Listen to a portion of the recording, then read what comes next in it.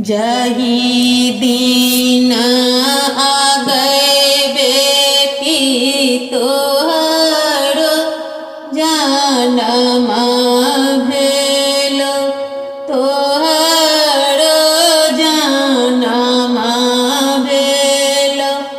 ताही दिन भेल विष माद गे माई, ताही दिन भेल विष माद गे माई। जाही दिन आ गए बेटी तोहरो जनमा भेलो, तोहरो जनमा भेलो। ताही दिन भेल विष माद गे माई। चिंता नींद हरित भेल गे बेटी, धीर नहीं रहल ज्ञान गे माई, धीर नहीं रहल ज्ञान गे माई। पुत्र जे होइतै बेटी बजतै बधाइया से, बेटी के जनमा विष माद गे माई। से बेटी के जनमा विष माद गे माई। जाही दिन आ गए अम्मा मोरो रे जनमा भेलो, मोरो रे जनमा भेलो। खाइते में मरीच पचास गे माई, खाइते में मरीच पचास गे माई। मरीच के झोंक से बेटी मरी जाए ताऊ, बेटी मरी जाए ताऊ। छूटी जेत बेटी के संताप गे माई, छूटी जेत बेटी के संताप गे माई।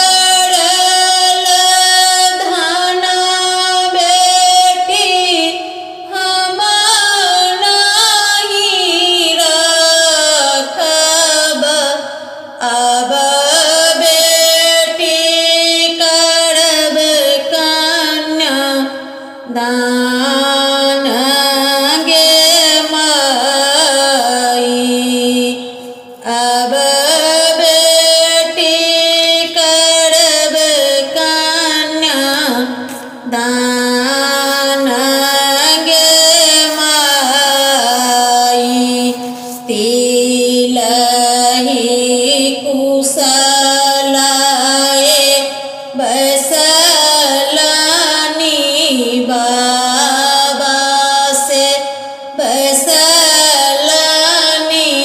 बाबा से मोती जाका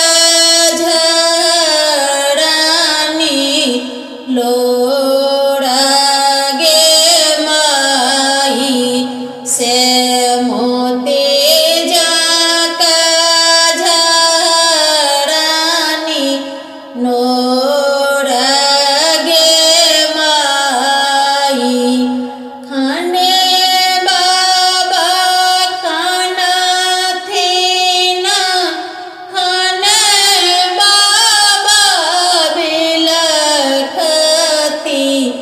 खाने पढ़ता वेद पुराण गे माई खाने पढ़ता वेद पुराण गे माई सोना माझेर तेगे बेटी फेरी से गढ़विताऊं फेरी से गढ़विताऊं बेटी के बियाह लोने जाई गे माई से बेटी के बियाह लोने जाई गे माई से सिंदूरता फेर लोने जाई गे माई बेटा झेड़ तेगे बेटी फेरी से बियाहिताऊं फेरी से